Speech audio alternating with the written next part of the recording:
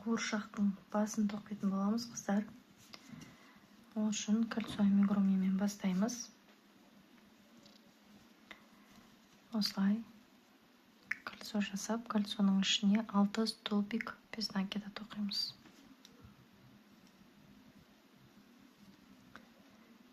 1,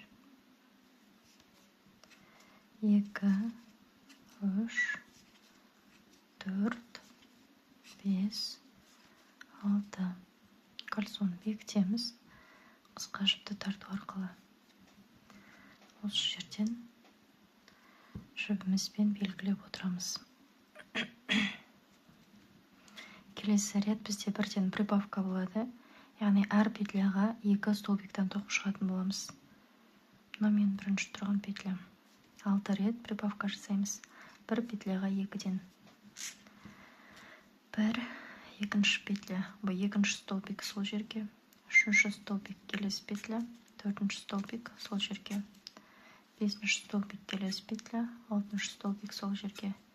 Жетінші столбик келесі петля. Сегізінші столбик сол жерге. 9-шы столбик келесі петля. 10-шы столбик сол жерге. 11-шы столбик келесі петля. 12-шы столбик сол жерге. Көріп тұрғаныздар, ряд қатарымыз біздің белгілеп қойған жерге келген кезде аяқталады. Дәл соның үстінен жібімізді жылжытып, келесі рядқа өтеміз. Келесі ряд бізде тағы да прибавка болады. Прибавкамен бастаймыз рядтың басын. 1, екінші столбик сол жерге. Столбик без накида келесі петляға. Келесі петля прибавка, яғни бір петляға 2-ден. Біреу, екінші петля сол жерге. Тағы да келесі петляға столбик без накида. Прибавка. Столбик без накида. Прибавка. Столбик без накида. Прибавка. Столбик без накида. Прибавка. Және соңғы столбик без накида. Жібімізді тағы да алдыға жылжытып аламыз. Келесі қатар тағы да прибавка. 1, 2, келесі петля столбик без накида. Келесі петля столбик без накида. Келесі петля прибавка. Яғни бізде прибавкадан кейін 2 столбик без накида тоқылады. Қазір біз прибавка жасадық. 2 столбик без накида тоқимыз. 1, келесі петля, екінші столбик. Одан кейін прибавка. 1, 2, прибавка. 1, 2, прибавка. 1, 2, прибавка. 1, 2. Ряд аяқталды. Келесі ряд прибавка. Енді 3 столбик без накида болады. 1, 2, 3. Прибавка. Біз әр рядта жылжыған сайын прибавкалардың арасындағы сандар өсіп отырады. Басында 1, одан кейін 2, одан кейін 3 деген сияқты. Осылай көбейіп отырады. Сол кезде біздің шеңберімізде үлкейетін болады көлемі. 1, 2, 3, прибавка. 1, 2, 3, прибавка. 1, 2, 3, прибавка. 1, 2, 3, прибавка. 1, 2, 3. Ряд аяқталды. Келесі ряд прибавка. 4 столбик без накида болады. Прибавка. 1, 2, 3, 4. Прибавка. Дәл осылай рядтың соңына дейін. Тағы да 4 столбик без накида. Прибавка.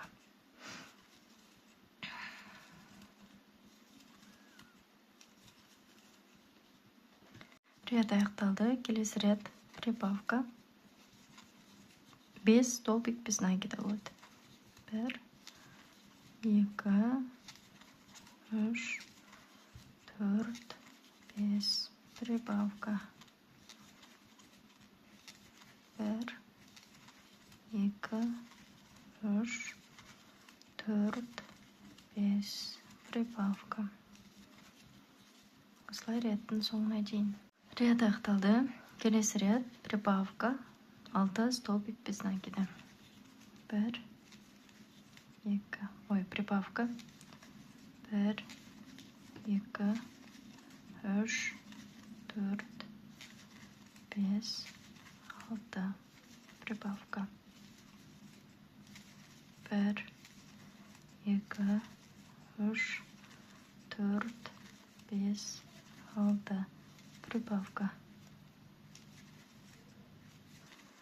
1, 2, 3, 4, 5, 6.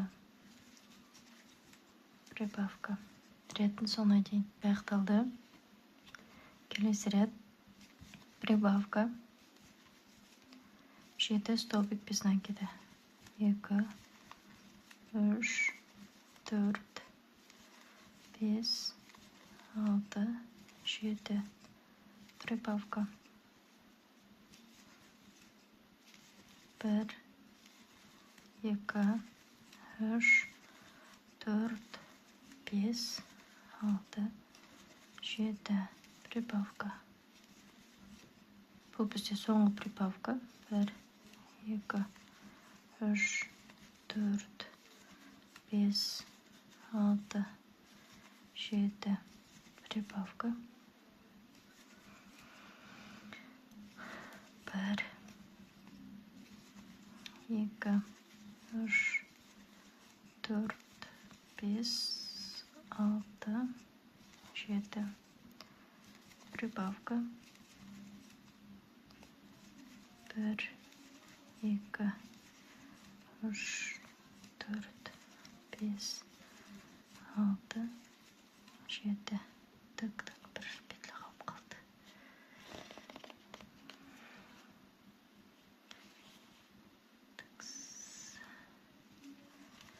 Bir, iki, üç, dört, beş, altı, yedi. Прибавка. 1, 2, 3, 4, 5, 6, 7. Ряд аяқталды. Енді осымен прибавка жасамаймыз. Жаңа айтқандай соңғы прибавка. Енді ары қарай өзгерісті оқимыз. Егер дұрыс тоққан болсаңыздар, қазір бірге санап шығамыз қанша болған. Мына жерде дұрыс тоқсаңыздар, осылай прибавкалардың үстіне прибавкалар келіп тұрады. Мынандай борыштар шығып көрініп тұр. Егер дұрыс тоқсаңыздар, осылай болып тұру керек. Ары қарай өзгеріс тоқимыз. Қазір санап шығамыз бір қатар. 1,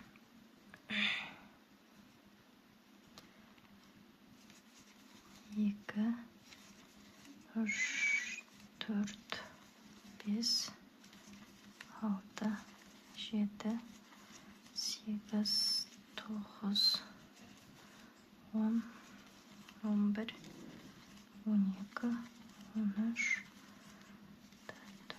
15, 16, 17, 18, 19, 20, 21, 22, 23, 24, 25, 26, 27, 28, 29, 30, 31, 32, 33, 34, 35, 36, 37, 38, 39, 40, 41, 42, 43, 44, 45, 46, 47, 48, 49, 50, 51, 52, 53, 54 столбик без накида болу керек. Енді осы 54 столбик без накиданы өзгеріссіз 25 қатар болғанға дейін тоқышамыз. Қазір біз тоқыдық 1, 2, 3, 4, 5, 6, 7, 8, 9, 10. 10 қатар тоқыдық. Енді 15 қатар тоқысақ 25 қатар болады. Сол жерде кездесетін боламыз. Өзгеріссіз тоқимыз ары қарай. Қыздар, неге мен 25-ші қатарға дейін тоқып болдым. Неге былай төбесінен бастап санап шығамыз. 1, 2, 3, 4, 5, 6, 7, 8, 9, 10, 11, 12, 13, 14, 15, 16, 17, 18, 19, 20, 21, 22, 23, 24, 25. 25 қатар болды. Енді осы жерден көзін орналастырып аламыз. 1, 2, 3, 4, 5, 6, 7, 8, 9, 10, 11, 12, 13, 14, 15, 16, 17, 18, 19, 18 бен 19-шы қатардың арасында көз орналастыратын боламын. 18 және 19. Енді екі көздің арасында жерге белгілеп қояйын. Осылай белгілей тұрамын, және екі көздің арасы 8 сантиметр болу керек. 8 столбик без накида болу керек. 1, 2, 3, 4, 5, 6, 7, 8. 1, 2, 3, 4, 5, 8. Мына жерге.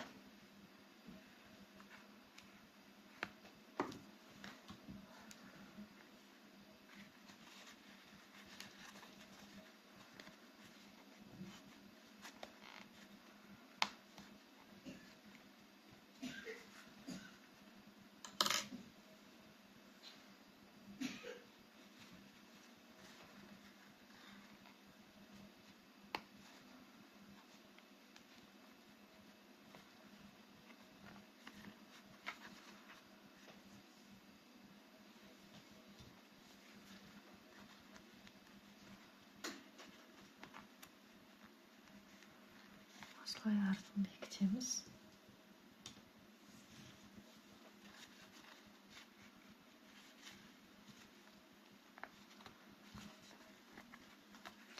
Және ары қарай убавка жасайтын боламыз. Жаңа ең соңғы прибавка жасаған кезде прибавкалардың арасы 7 столбик болған болса, убавка жасаған кезде де сол 7 столбиктан төмен қарай түсетін боламыз. 7 столбик без накида тоқып алайық. 1, 2, 3, 4, 5, 6, 7, убавка.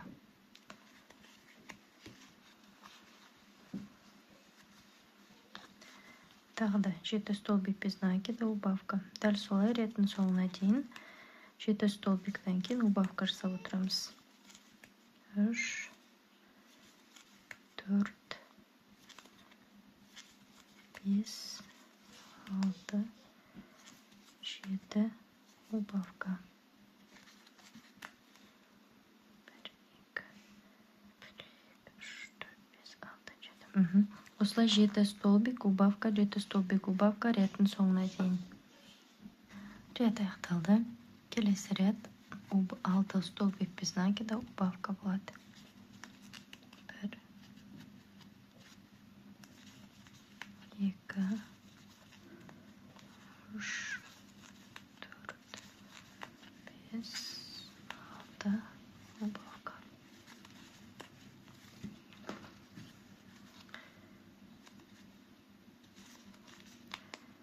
1, 2, 3,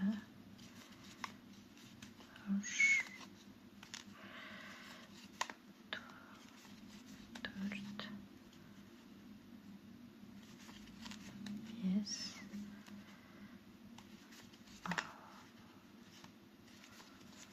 6, убавка. Дәл осылай реттің соңына дейін 6 столбиктен кейін убавка жасаймыз. Рет аяқталды. Келесі рет 5 столбик без накида, убавка. 1, 2,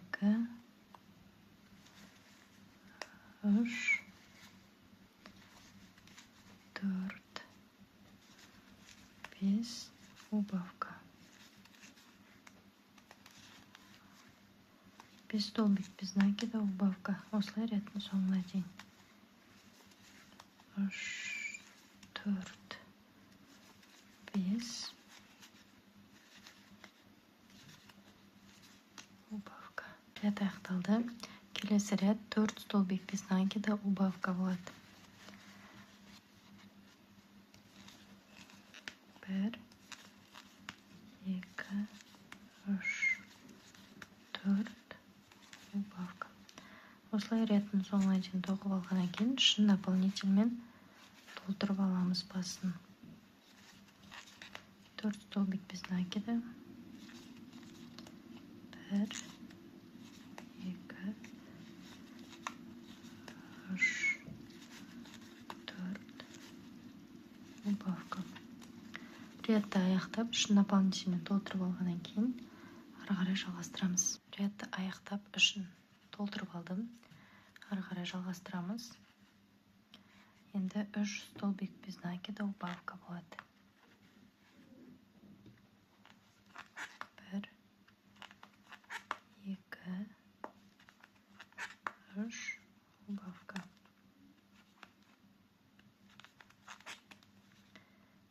Тағы да 3 столбик без накида, убавка. 3, убавка. Осылай рядтың соңына дейін. Ряд аяқталды. Келесі ряд 2 столбик без накида, убавка. 1, 2, убавка. 1, 2, убавка.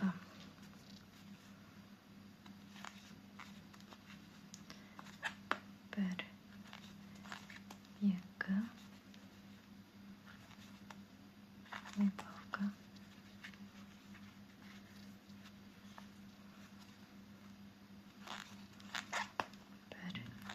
2,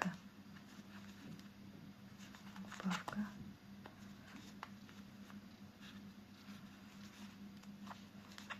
1, 2, убавка.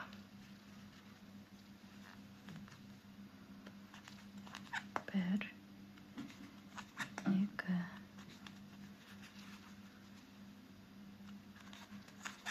убавка.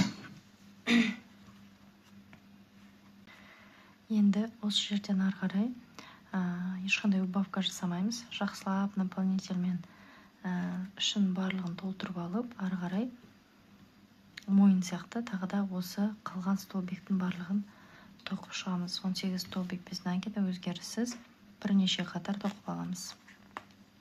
1, 2,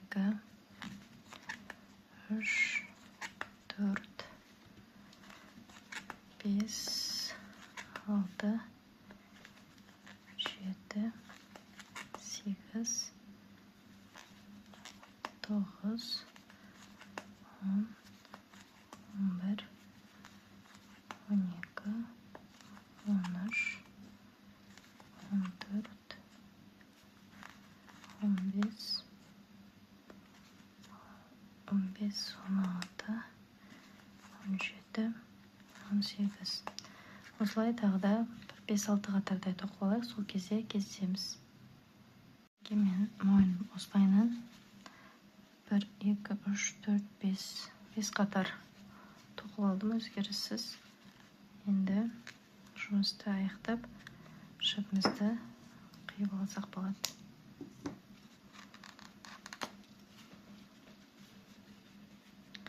Қазірше осындай болып тұр. Енді утяжка жасау керек. Утяжка жасау үшін қатты тартқан кезде төзімдірек жіп қолданған дұрыс. Мен Ализа Дива жібін қолданамын утяжка жасау үшін. Сіздер қандай мықтырақ жіптеріңіз бар, соны қолдансаңыздар болады. Мынау ярна джинс жібінің өзі кішкене тартқан кезде үзіліп кетуі мүмкін. Қаттырақ тартқанға шыдамдырақ жіп керек. Ализа Диваның осындай түсі қалған екен, осы түсімен тоқитын, жасайтын боламыз. инеге өткізіп аламын. Егер бұндай жіп жоқ болатын болса, ярны джинстың өзімен жасауға да болады. Тек сәл абайлап жасамаса, қатты тартқан кезде үзіліп кетуі мүмкін. Осылай жіпке өткізіп алған инемізді астынан кіргізіп, бір жақ көздің жанынан шығарамыз. Және соған қарама-қарсы беттен қайтадан кіргізіп, мойын жағынан шығару керек. Осы жерден тартып байлап аламыз.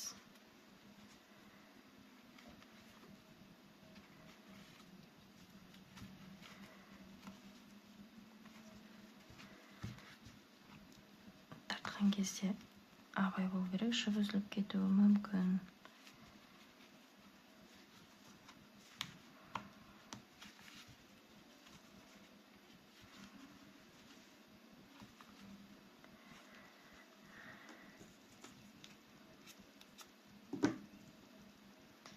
Және дәл осылай екінші жақ көзін жасаймыз.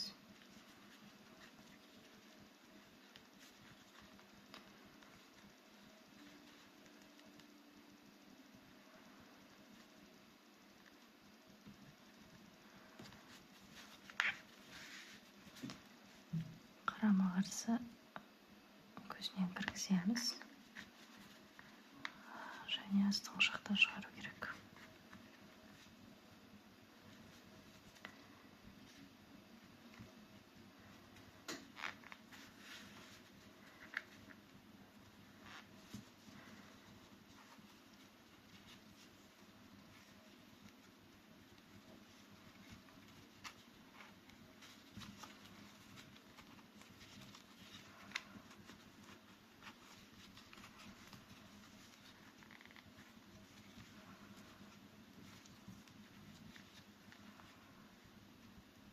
Осылай вытяжка жасалу керек.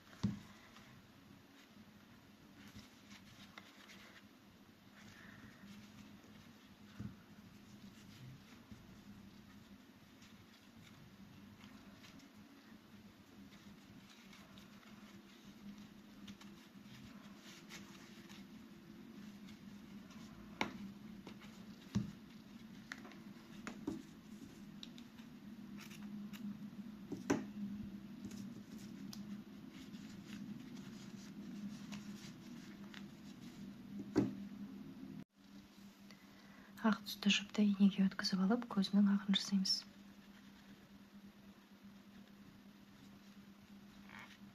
Сәл астыңғы жағынан.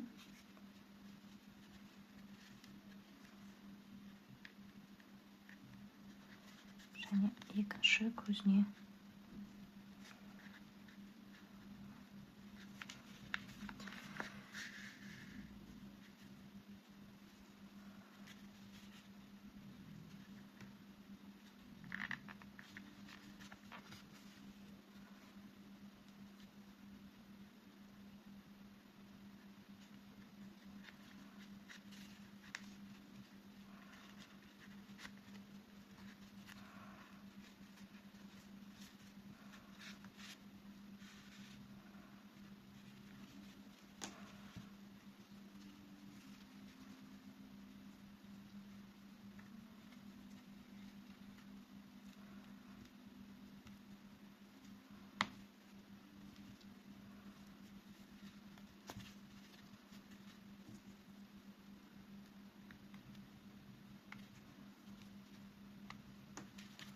Артық жіптерді қиып отырамыз. Енді қара түсті жіпті инеге өткізіп, кірпігімен қасын жасаймыз.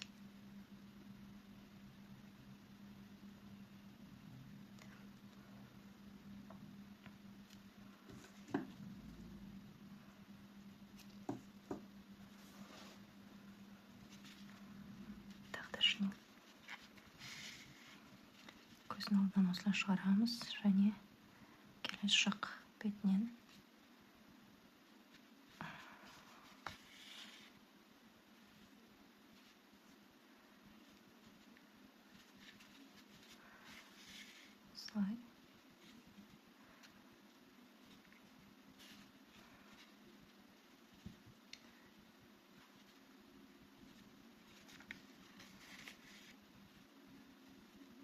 осылай дұрыс сияқты, иә.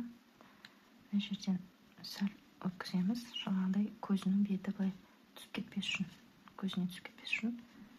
Және қайтадан алдынан және келе жақтан.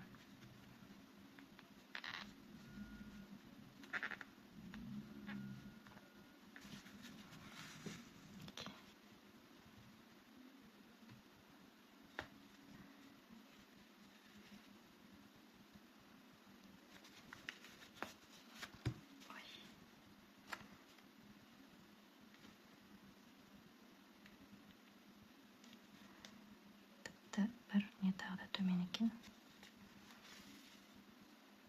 Мына көзмен өлшеп отырып жасайсыздар. Осылай. Қайтадан артқа. Мына жерден өткізіп аламыз.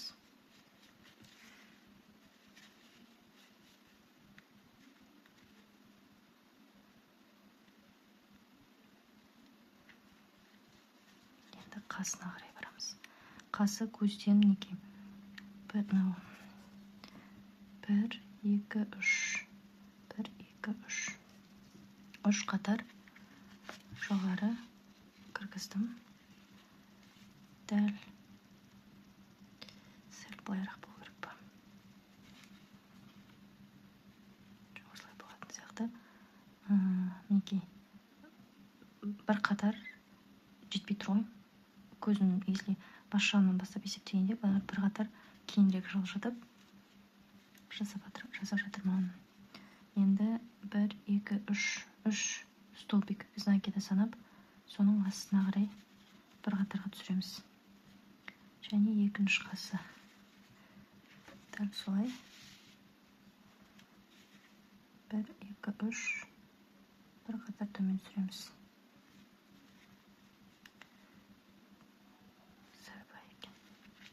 Бір қасы ұзын, бір қасы қысқа болып қалмасын.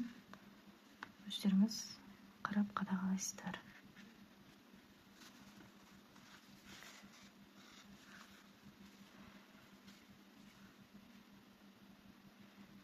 Жоқ, сәл қасы кішкене алдыға қарай жылжып кеткен сияқты.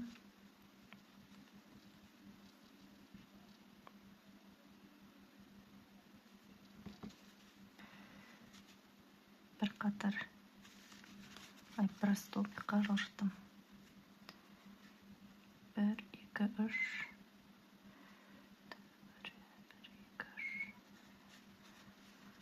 Негізі екі қасында сәл разница болады бәрібір де. Мен қалай түсіндіретінді білмей тұрмын. Если қазір мына жерден жазса қас тым қысқалық болады. Мына жақтан жазсам тым ұзын.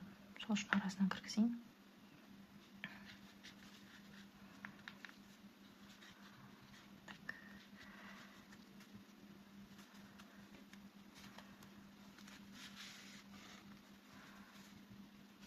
Енді дұрыс болған сияқты.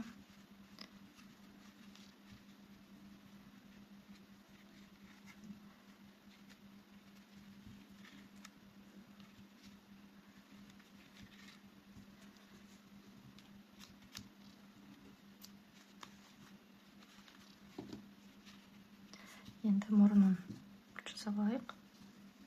Яғни джинс жібінің өзін теласын тоққан жіппен қайтадан енеге өткізіп,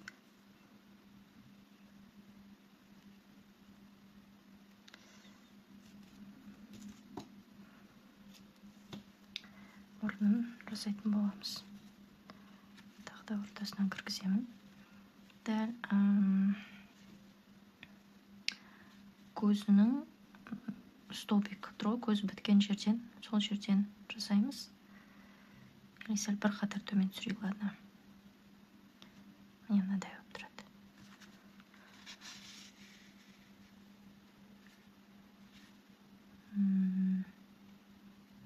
Былай болса тым ұзын болып кетеді.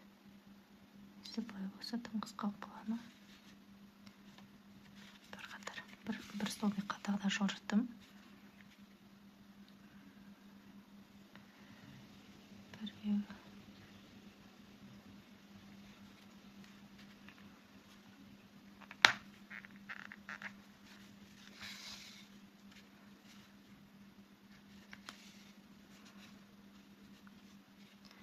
осылай болатын сияқты.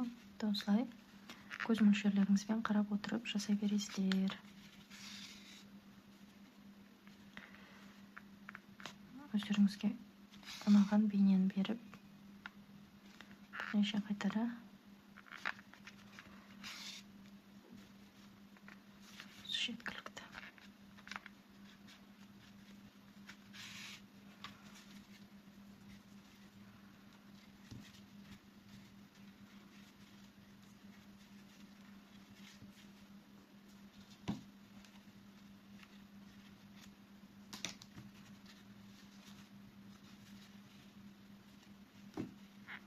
Осылай болады деп ойлаймын. Әдемі болған сияқты меніңше. Енді мынау мойнымызды да кіргіземіз ішіне. Қайшының көмегімен осылай итеріп.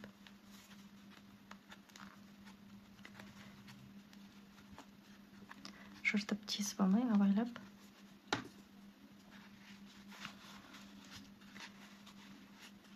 Осылай болу керек, мінекей. Басын осылай мойнына келетіндей болу керек. Бірақ енді оны денеге, бастың денеге орналастырмас бұрын шашын жасап аламыз, содан кейін барып қана бастың денесіне орналастыратын боламыз. Бай қоя тұрайық. Шашын жасайтын жібімізді алып, мен шашының ұзындығын осы тетрадьтың көлеміндей жасаймын. Яғни осыған жіпті орап аламын осылайынан.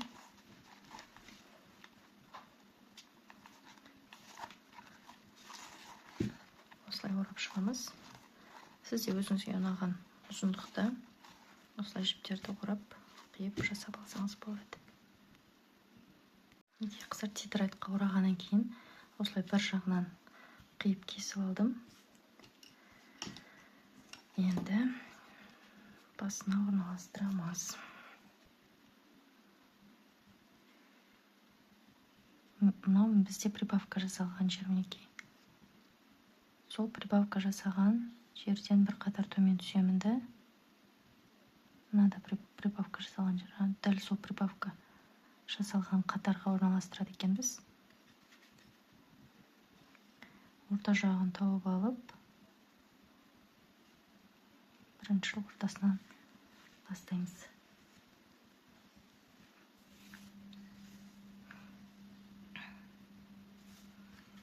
Осылай крючогымызды кіргізіп, шаш жасайтын жіпті алып шығамыз және осылай кесеміз.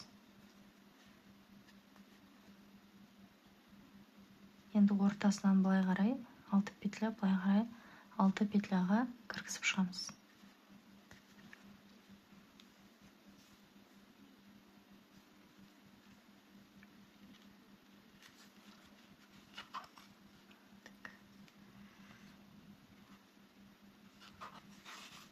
Біреу.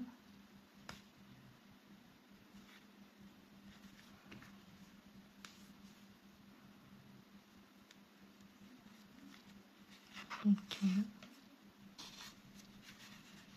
Және мына жақтан да дәл солай 6 петля. 6 петляға орналастырып шығамыз.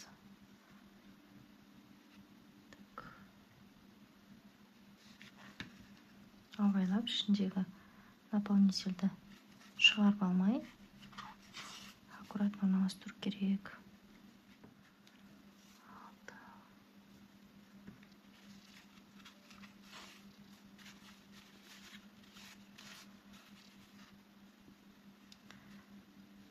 Алдыңғы жақтар шаштары. Енді бізге былай төмен түсу керек. Қиғаштап кету керек. Ол үшін мына жермен аяқталып тұр ғой.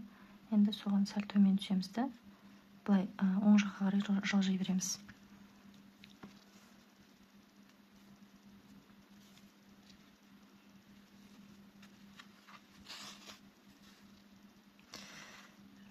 Мақта іліп кетті. Ой, наполнительді іліп кетті ішіндегі.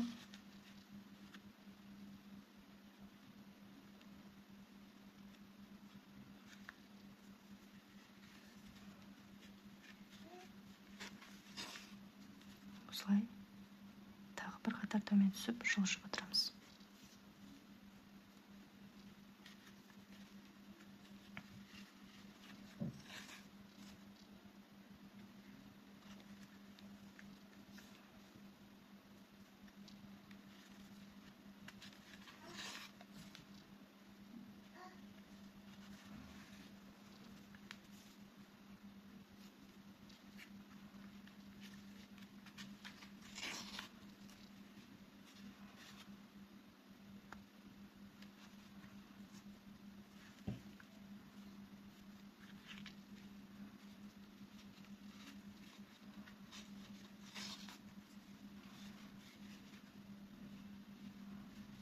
Қатарға орналастырып шықтым.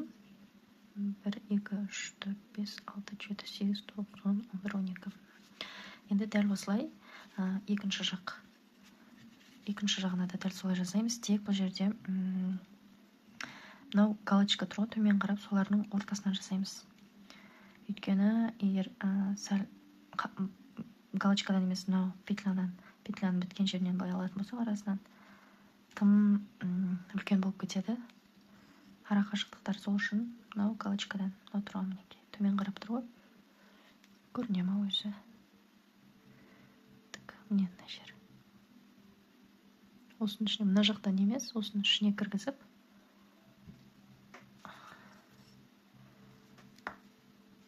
шығарамыз осылай.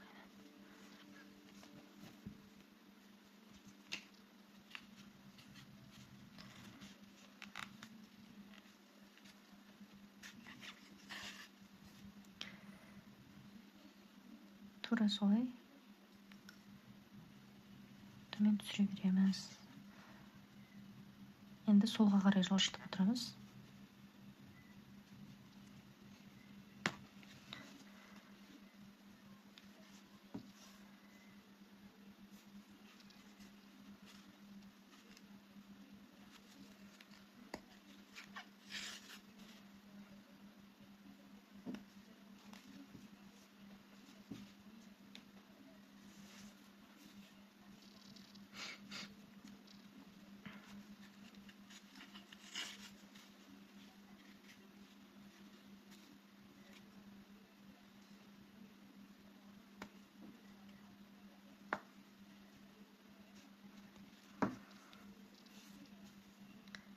Осылай.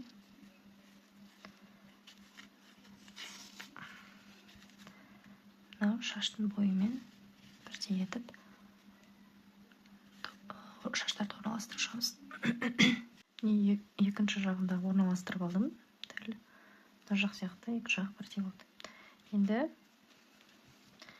Енді теріс қаратып арт жағын қалай орналастыру керек көрсетейін. Біз мынау төбесі басталғанға дейін мынау жер алдыңғы қатарды орналастырдық қой шашының. Сол жер басталғанға дейін барлығын екі қатардан тоқитын боламыз. Екі қатардан алып орналастыратын боламыз. Міне бір қатар және екінші қатар. Екеуінен бірақ.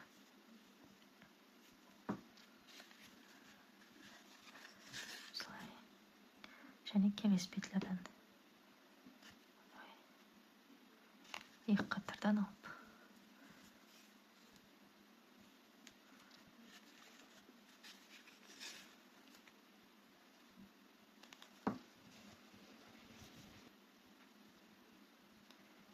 Екі қатардан.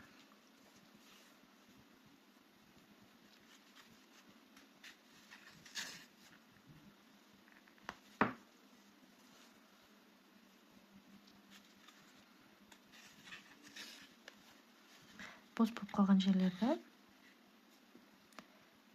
былай толтырып отырамыз. Екіден бірден алып.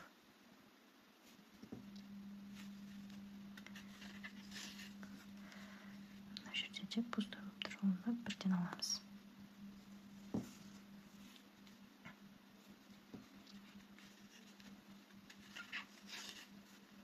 Тура осылай қатардың соңы келесі жаққа дейін, келесі жаққа жеткенге дейін осылай толтырамыз. Одан кейінгі ретте де тура осылай екі қатар алып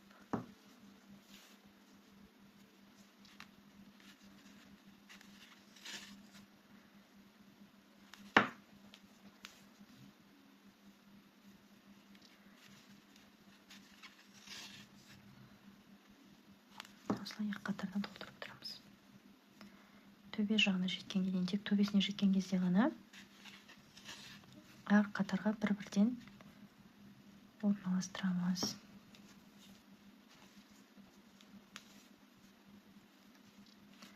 Бош жер қалдырмауға тырысып жасап шығасыздар. Негізі қуыршаққа шаш жасаған кезде көбінде осындай сарғыш түсінен таңдаңыздар. Дененің түсіне сәйкес келетіндей. Қара болатын болса, бәрібір аралары көрініп қалады. Ал мынандай сары шаштардан дененің түсіне ұқсас болғаннан кейін білінбейді, әдемі болып шығады. Сол үшін көбінде қараға қарағанда сары шаштар жақсы.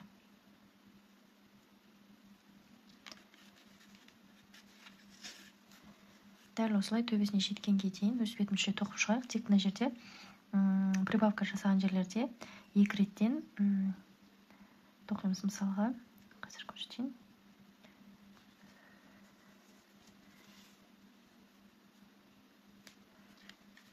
Мына жерге прибавка жасалған. Өзі тоқып жатқан кезде де ыңғайға қарай жасай берсеңіздер болады. Мінекей. Енді соның жанында тұрған петляға бірақ дәл мына жақтан шығарамыз прибавка жасалған жерге. Бір жерден екеу. Тек прибавкаларда осылай жасайсыздар. Ал қалған жердің барлығында дәл мына жақта көрсеткен сияқты тоқып кете бересіздер. Төбесіне дейін өз бетімізше орналастырып шығайық. Қыздар, мен төбесіне дейін екі қатардан орналастырып шықтым. Енді төбесі қалды. Төбесінің барлығын ортасына келгенге дейін бір-бірден алатын боламыз осылайынан.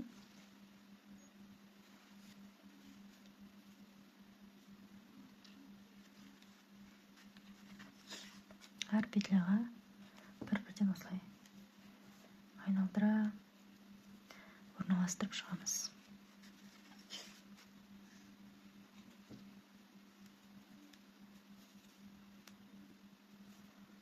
Бізде алдық жағы.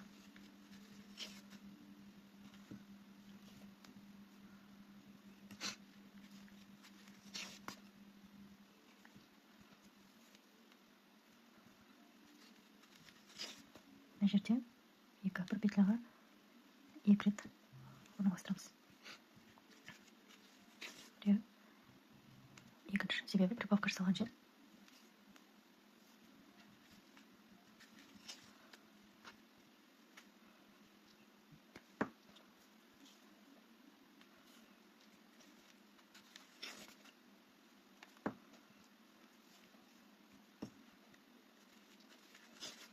Осылай айналдырып, төбесіне дейін барлығын орналастырып шығамыз. Мінекей қыздар, мен төбесіне дейін шаштарын бәрін орналастырып болдым. Менде жіп жетпей қалғандықтан сәл басқаша түстен жасауға тура келді. Бірақ соған қарамастан өте әдемі болып тұр. Әдейі жасалған сияқты болып.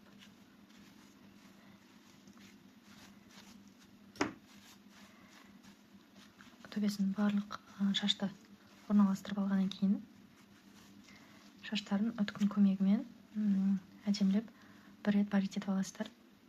Содан кейін барып қана басын орналастыратын боламыз денесіне. Өте әдемі болып тұр. Енді қазір қалай орналастыру керек екенін көрсетемін.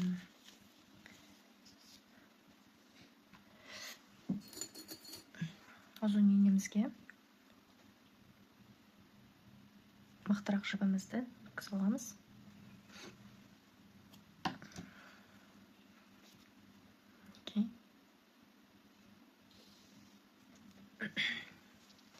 Енді дәл төбесіне кіргіземіз осылай инені, және мына жақтан бір шетінен шығару керек. Жанынан осылай до конца тартпаймыз, қалу керек мына жақта байлағанға. Енді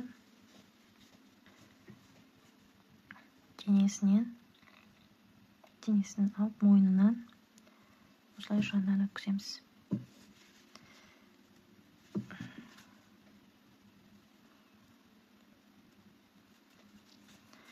1, 2, 3. 3 қатар тастап барып өткізіп жатырмын.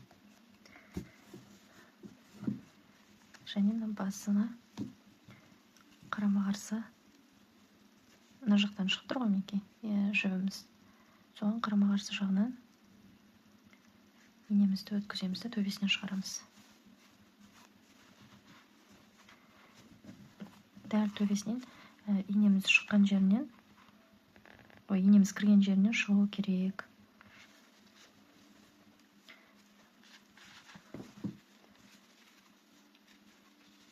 Мінекей осылай тұру керек.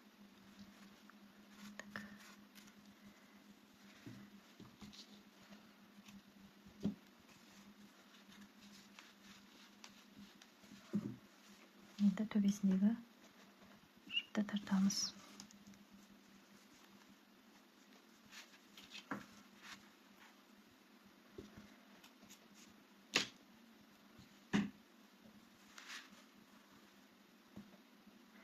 Бізге енді екеуін жақсылап байлау керек.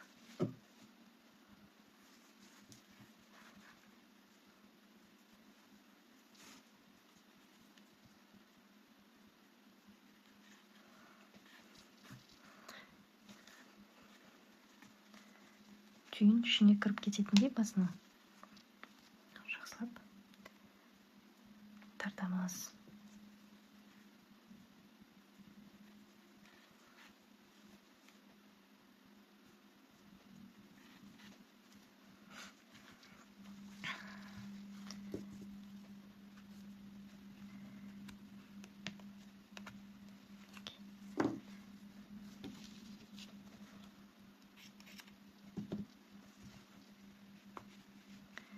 Енді крючоктың көмегімен ішіне кіргізіп жібереміз жібімізді.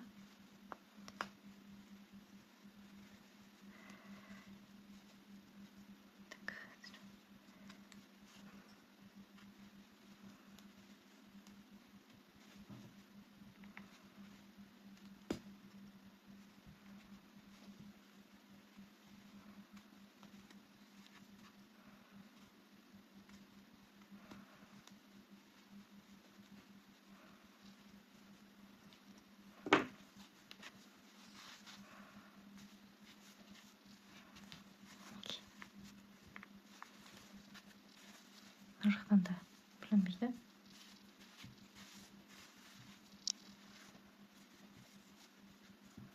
Осындай сүп-сүйкімді әп-әдемі қуыршақ дайын болды.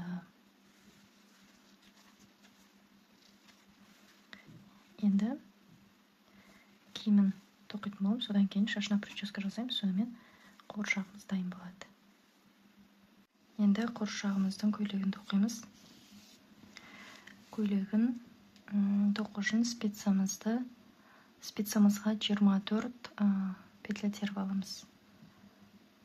Мен қарапайым тәсілмен осылай теретін боламын. 2, 3, 4, 5, 6, 7, 8, 9, 10, 11, 12, 13, 14, 15, 16, 17, 18, 19, 20, 21, 22, 23, 24.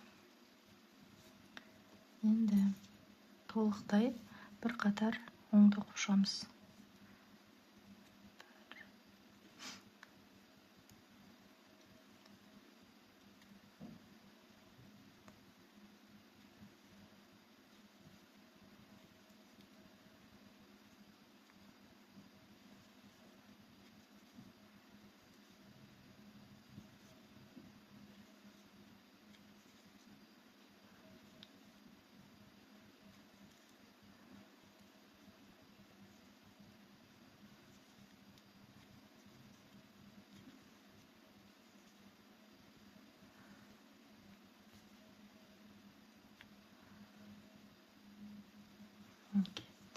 Келесі қатарда прибавка жасайтын боламыз. Накидті ілу арқылы 1, 2, 3, 4 оң накид, bir оң тоқимыз, накид ілеміз. 3 оң тоқимыз. 1, 2, 3 накид ілеміз. Оң тоқимыз, накид ілеміз. Бұл бізде регланный линия болады. Енді 6 оң тоқимыз. 1, 2, 3, 4, 5, 6. Тағы да реглан. Реглан бізде накид, оң, накид болады. Накид, оң, накид. Шалуя, қазақша 1, 2, 3. Тағы да реглан. Накид, оң, накид. Енді қалғанын оң тоқимыз. 3, 4. Келесі қатарда алдыңғы және соңғы 3 петляны оң тоқимыз, қалғанның барлығы теріс болады. Оң, 3 оң, қалғаны теріс. Накидті артқы жақтағы стенкадан алып жатырмын. Теріс қып тоққан кезде тесік қалатындай. Егер бергі мынау тұрған стенкадан алатын болсаңыздар, тесік қалмайды. Мынау стенкадан алсаңыздар, тесік қалады.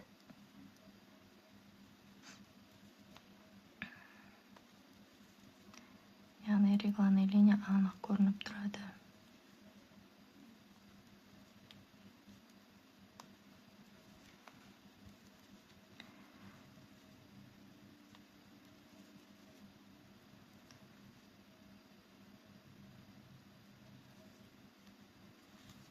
Енді мына жерге түймесін қадау үшін тесік қалдыру керек. Накид ілеміз. 2, екеуін бірге оң тоқимыз, және соңғы петля оң тоқи береміз. Жұмысты кері айналдырамыз. Бірінші петляны босатып аламыз. Оң, оң, оң, барлығын оң тоқимыз. 2, 4, 5. 5 оң тоқыдым. Накид ілемін, өйткені регланный линияға келдік. Оң тоқимыз, накид ілеміз. 1, 2, 3, 4, 5 оң, накид. Оң, накид. 1, 2, 3, 4, 5, 6, 7, 8, накид. Оң, накид. 1, 2, 3, 4, 5, накид, оң, накид. 1, 2, 3, 4, 5. Жұмысты кері айналдырамыз. Алдыңғы 3 петля және соңғы 3 петля оң тоқылады, қалғанның барлығы теріс тоқылады. Оң, қалғаны теріс. Соңғы 3 петляға дейін теріс тоқимыз.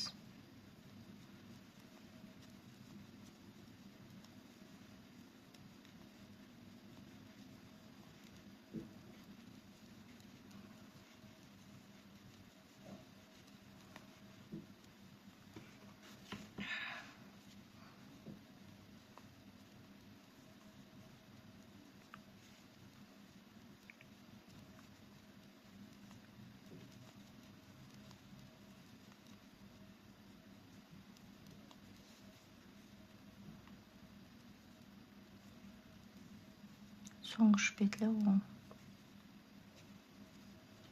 Жұмысты кері айналдырамыз. Біріншісін босатып аламыз.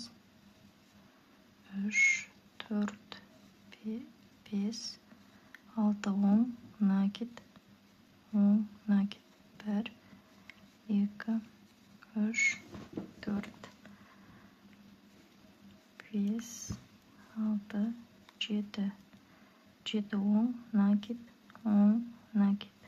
1, 2, 3, 4, 5, 6, 7, 8, 9, 10.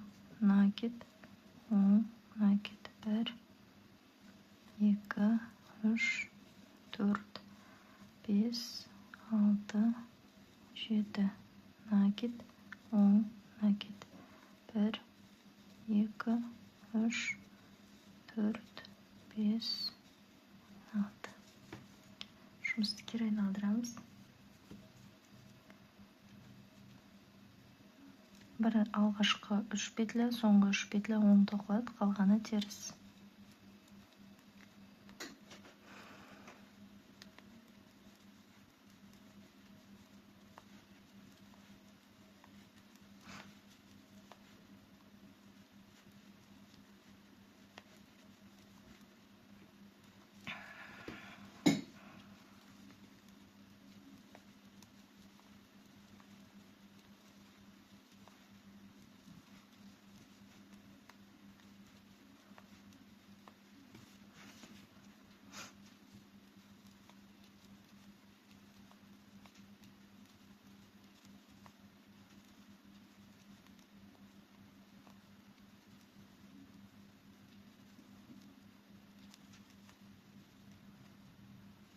Соңғы 3 петля.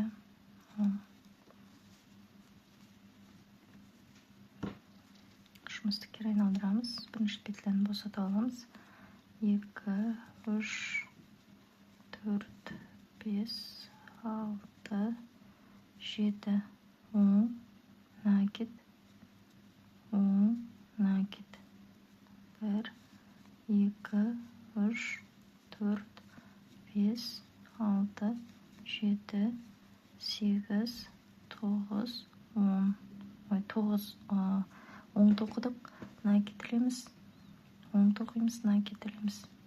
1, 2, 3, 4, 5, 6, 7, 8, 9, 10, 11, 12. Мына жерде міне регланный линияларымыз былай шығып тұр. Мынау бізде қол болатын жер. Мынау арты, қолы, жеңі, яғни мынау алдыңғы жақ, мынау да жеңі және арт жағы. Накид, оң, накид. 1, 2, 3, 4, 5, 6, 7, 8, 9, накид, оң, накид. 1, 2, 3, 4, 5, 6, 7. Келесі қатар алдыңғы және соңғы 3 петля оң, қалған теріс. 1, 2, 3.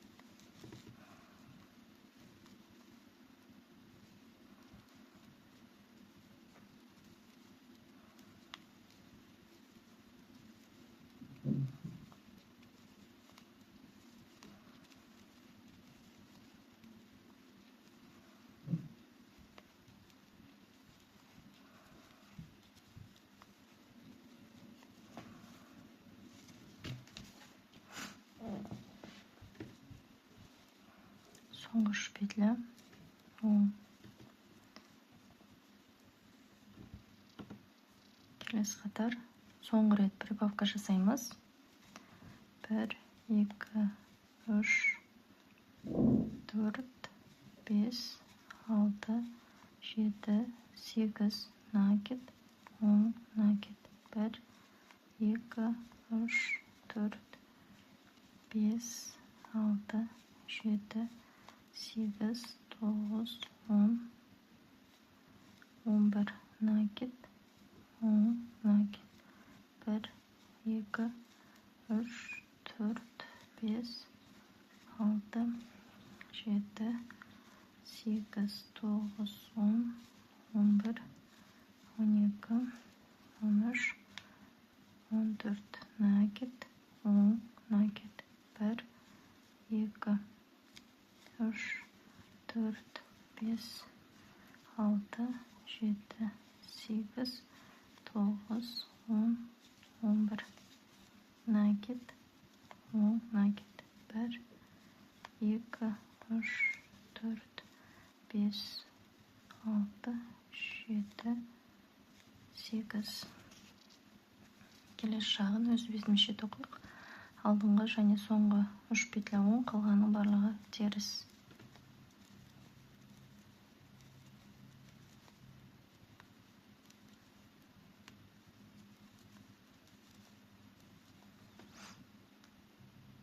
Келесі рядта біз жеңін бекітетін боламыз.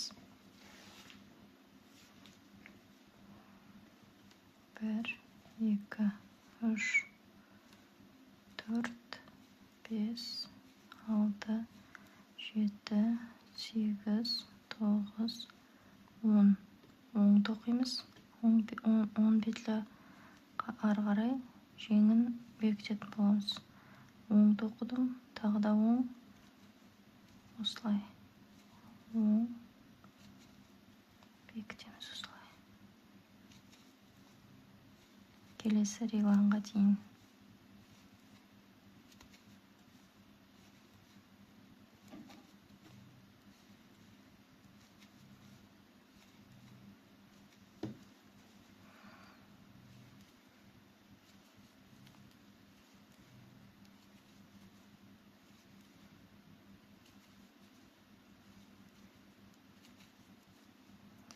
Соңғы петля қалды, оны регланы линияның петлясын айналдырып, сосын екеуін бірге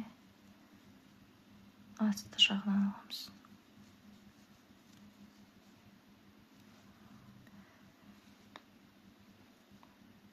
3, 4, 5, 6, 7, 8, 9, 10, 11, 12, 13, 14, 15, 16, 17, 18. Келесі қолын бекітеміз. Оң тоқимыз, кесеміз.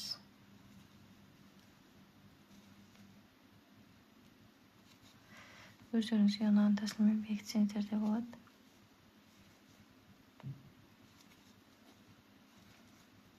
Келесі регланға дейін осылай бекітіп шығамыз.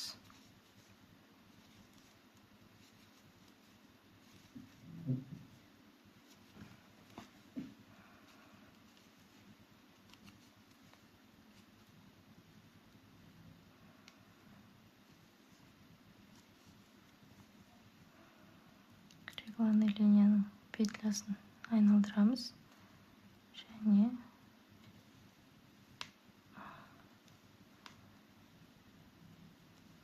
осылай астаналамыз. 1, 2, 3, 4, 5, 6, 7, 8, 9, 10. Бізде осылай қолы бекітіліп шықты. Енді келесі қатарда, келесі рядта алдыңғы 3 петляны оң тоқимыз. Теріс.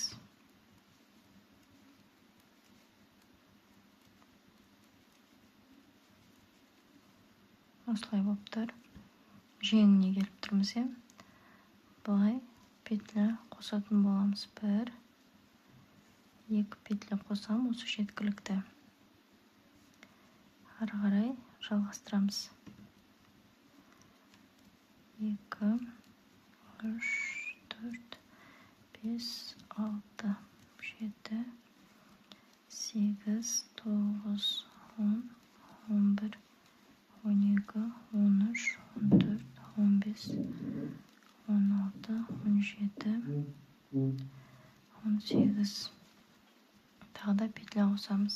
1, 2, ары қарай жалғастырамыз.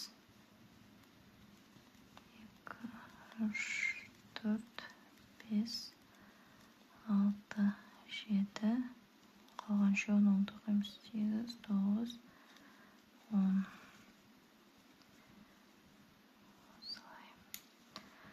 Тағы да бір қатар тоқимыз. Тек барлығын оң тоқимыз.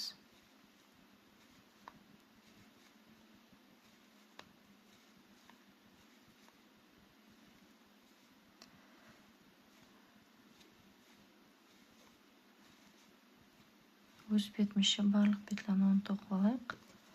Сосын тағы көрсетемін не істеу керек екенін. Ряд аяқталды. Келесі ряд алдыңғы 3 петляны қысқартатын боламыз. Теріс жағына келіп тұрмын. Осы теріс жағынан қысқартамыз.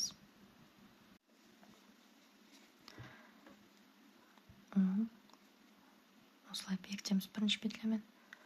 Тағы да оң тоқимыз. Бекітеміз. Так.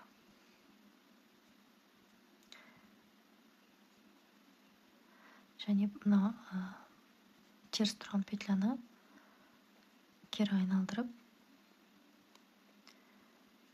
бірге тоқитын боламыз осы петлямен. Астың жағынан, арт жағынан. Так, мінекей.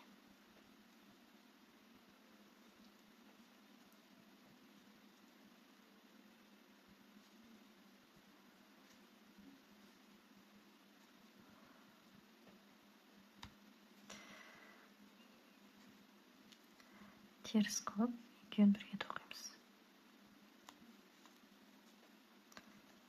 Осылай. Ары қарай. Барлық петляны теріс, тек соңғы 3 петлядан басқасын.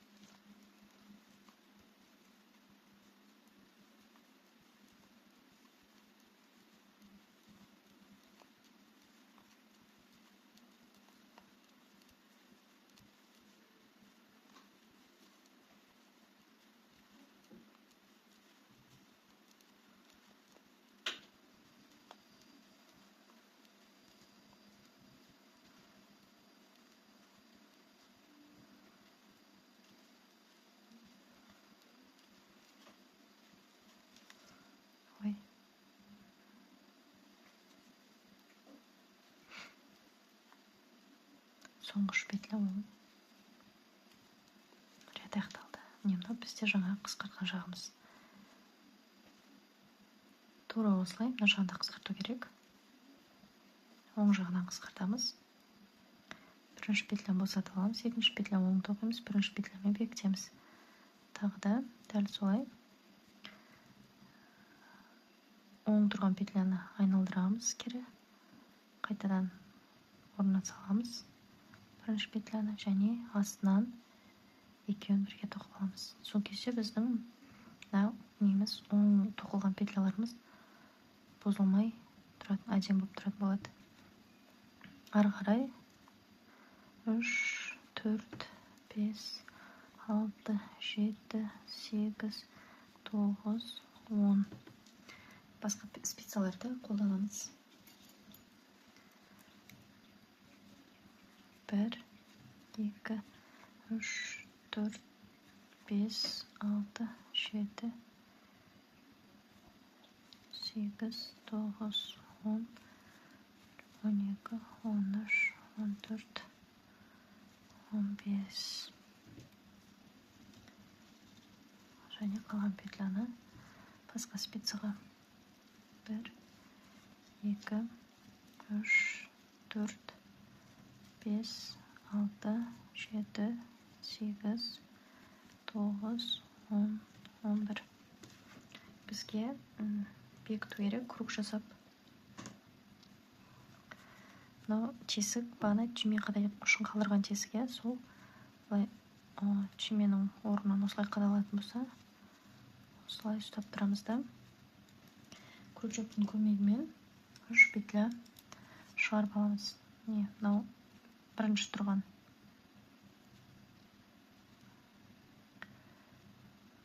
Бір жағынан алдық, және екіншісінен де тура солай аламыз. Екеуінен бірге бір петля жасадық. Келесі петля және астындағысынан екеу болды, және соңғы үшіншісін жасаймыз. екеуін қосып бір қалып жатыр. Енді осы үшеуін спицаға көшіреміз. Оң қолымда тұрған. Бізде осындай круг болды. Ары қарай әр петляға 2 столбиктан, 2 петлядан тоқимыз. Менде астынан алдым оң тоқып, және ішінен тоқ шығармай, ішінен прибавка жасаймыз. Сонда бір петлядан 2 петля шығарамыз. Астынан аламын, тоқ шығармаймын, ортасынан кіргізіп, екінші петляны шығарып аламын. Осылай прибавка жасаймын. Сіздерге қандай прибавка ұнайды, соны жасасаңыздар болады. Осылай барлық петляға бір петлядан 2 петля жасап тоқып шығамыз.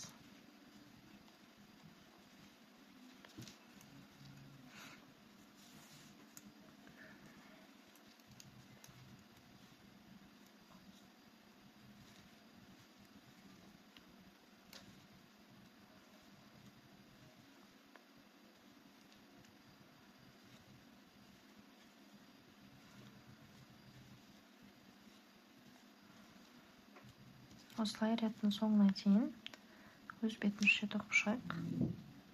Барлық петляға 2-2-ден тоқып шықтым. Енді келесі қатарда да прибавка жасаймыз. Көйлегіміз пышный әдемі болып тұру үшін.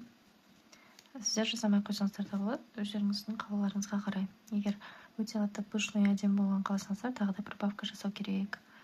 Бір петля оң тоқимыз, 2 оң, 3 оң, төртіншісіне прибавка жасаймыз тағы да. 1 оң, 2 оң, 3 оң, төртіншісіне прибавка. Тура осылай рядтың соңына дейін тоқимыз. 1, 2, 3, төртіншісіне прибавка. 1, 2, ой, қазір.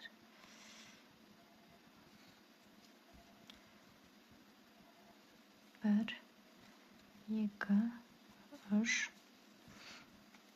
келесіне прибавка. Ряд аяқталды. Келесі қатарда ешқандай прибавка жасамаймыз. Әр петляға бір-бірден ғана узор бойынша тоқып шығамыз, яғни барлығын оң узорымен.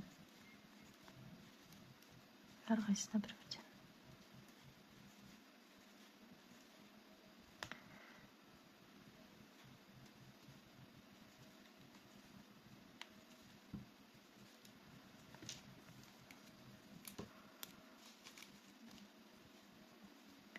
Осылай өзімізге керек ұзындыққа дейін тоқылғаннан кейін қуыршағымызға өлшеп отырып, етек жағына тағы да желбірек жасаймыз.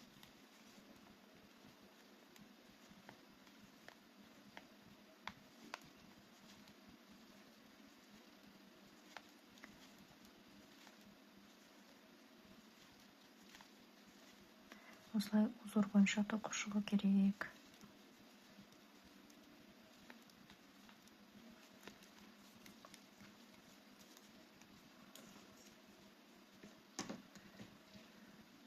Қуыршағымызға осылай өлшеп отырып, қажет ұзындыққа жеткеннен кейін осы жерге тағы да мына жерде қайталаған узорды қайталамыз, яғни желбірек жасау үшін тағы да бір петляға 2 петлядан жасап, ары қарай 3 қатар тоқып, жеңін бекіткен сияқты етегінде бекітетін боламыз. Көйлек дайын болған кезде кесеміз. Мен көйлекті толық аяқтап болдым.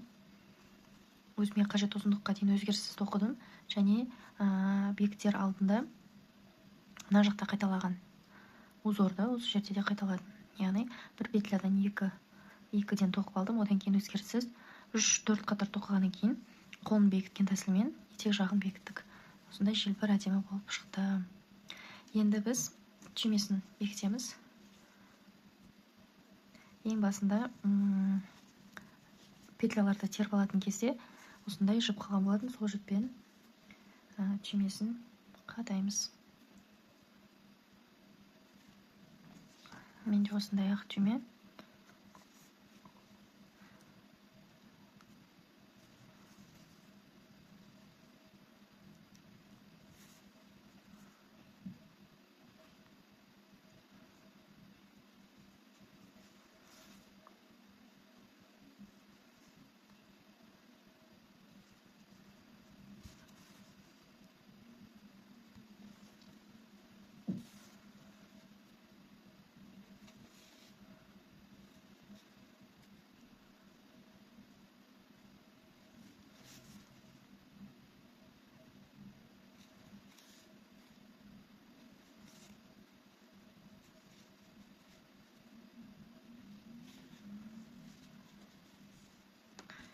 осылай.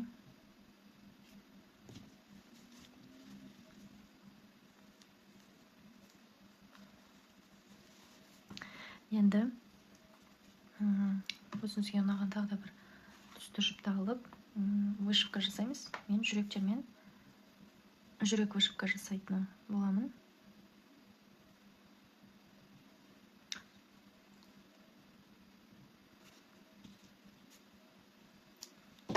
Қызыл түсті жіппен жүрек вышивка жасаймыз. Әр жерінен осылай кіргізіп,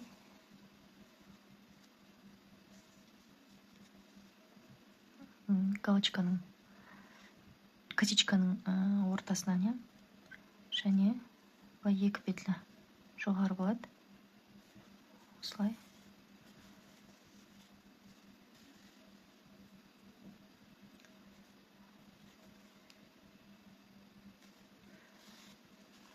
Тағы да бір рет үстінен, және косичканы тастап, келесі жақтан.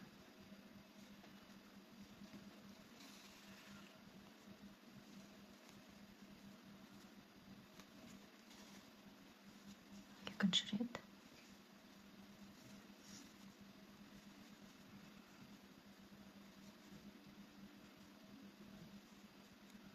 Ашып шығып кетпес үшін астынан бір рет өткізіп аламыз. Және бір рет. Осылай артық жіптерін қиып тастаймыз.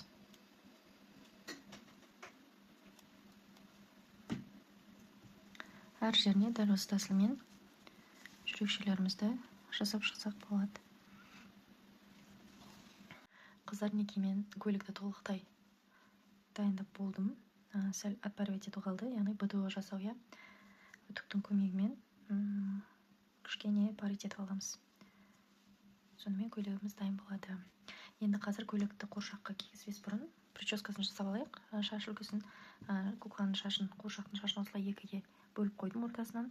Енді соны мен қалай жасаймын? Мына жақтағы петляларын, шаштарының петляларынан бір-біреуден осылай жіберемін мына жаққа қарай. Ортасы ашық болып көрініп қалмас үшін. Осылай. Және мына жақтан ағамыз. Арасынан.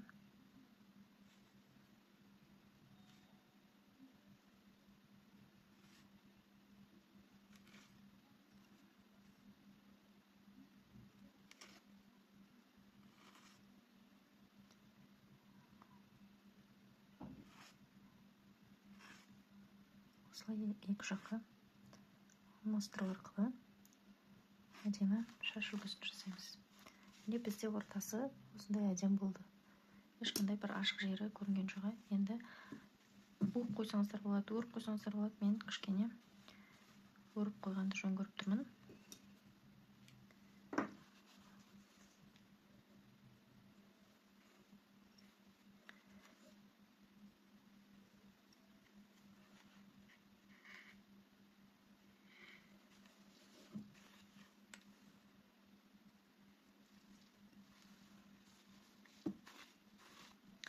Өрген кезде де астыңғы жақтарында солай түсіріп қоямыз. Бір-біреуінен арасынан алып.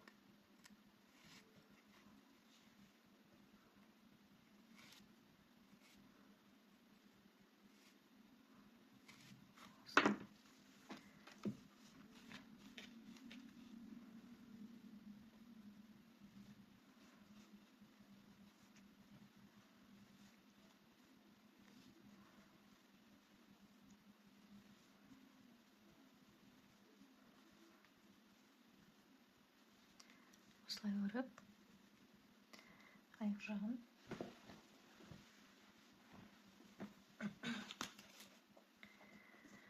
воздушный петлямен бантикін жасаймыз.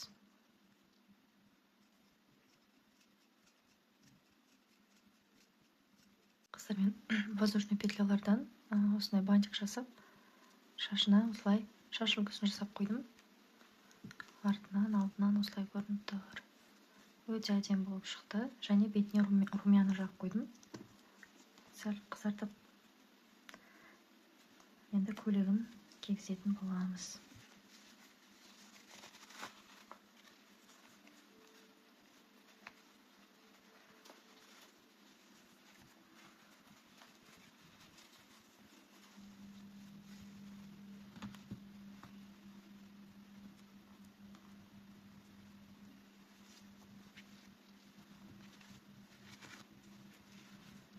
Өте әдемі болды, қыздар.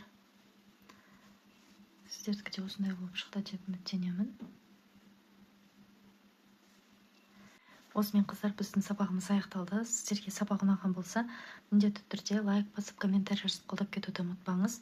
Түсінбеген жеріңіз, сұрағыңыз болатын болса, міндетті түрде қойыңыз, мен жауап беруге дайынмын. Келесі сабақта кездескенше, ассаламу алейкум.